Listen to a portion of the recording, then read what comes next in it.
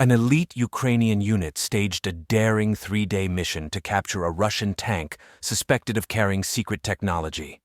The 12th Azov Brigade had one goal: risk their lives to sneak across the front line and steal a T-72 because Kyiv feared it was able to repel its drones.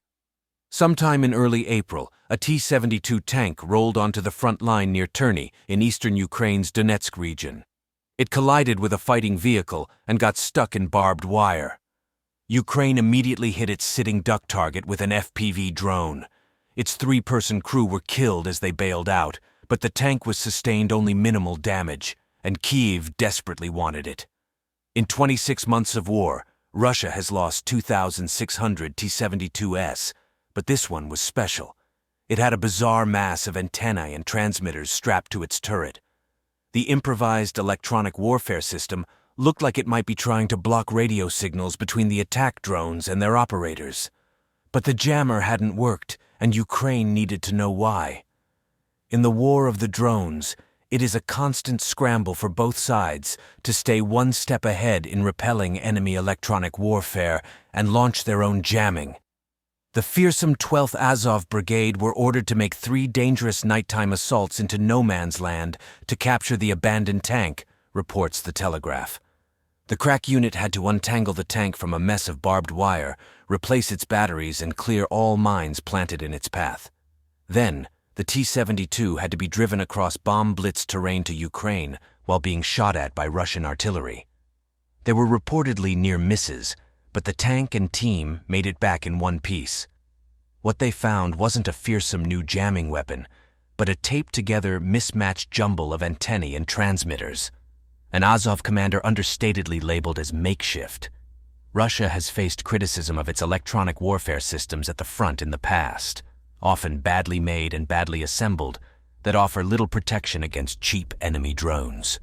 Suffering from a loss of artillery, Ukraine has been heavily relying on first-person view FPV drones, kamikaze unmanned aerial vehicles, UAVs, to hunt down the enemy and blast its tanks. Over 2/3 of Russian tanks destroyed by Ukraine in recent months have been taken out using FPV drones, a NATO official told Foreign Policy. They're also being constantly adapted and upgraded as Ukraine's military learns from each new battle. The head of Kyiv's attack drone operations, Arsenal, recently told The Sun that FPVs were blitzing 3 out of 5 of its targets on the battlefield.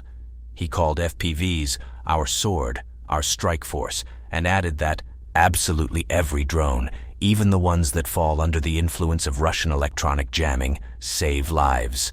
However, after suffering serious losses, Russia is now attempting to overcome Ukraine's technological success with battle armor.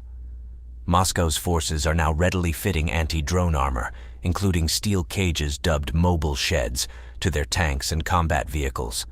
A typical FPV drone carries only a 1-pound explosive payload, which may not be able to penetrate its steel shield. But the killing quadcopters are constantly being adapted and upgraded as Ukraine's military learns from each new battle. Special Ops warrior Arsenal told The Sun that while Ukraine is certainly not far behind Russia in terms of drone warfare, we lag behind in the number of drones and in their intensity. When Ukraine's new commander-in-chief, General Syrskyi, was appointed in February, he warned that the only way to defeat Russia would be to achieve a technological edge. Setting a new battle agenda, he argued that mastering drone warfare and developing more sophisticated weapons would allow Kyiv to seize the strategic initiative from a better-equipped and larger foe. In 2023, Ukraine's goal was to procure 200,000 drones.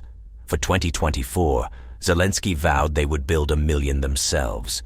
Between January and February this year, officials revealed FPV production already totaled 200,000.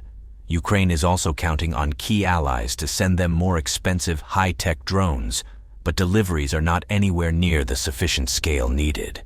In March, the UK announced they will supply Kyiv with 10,000 drones, 1,000 of which are FPVs.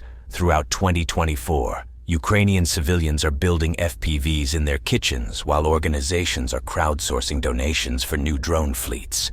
However, experts have frequently warned that the kamikaze drones cannot replace artillery units. which Ukraine is desperately short on. A drone operator within Ukraine's 36th Marine Brigade, known as Kriegsforscher, backed this up with his experience at the front. Writing on X, he said, "Unfortunately, we use so much FPV drones because of lack of ammo for mortars, ATGMs, artillery, and even anti-tank mines.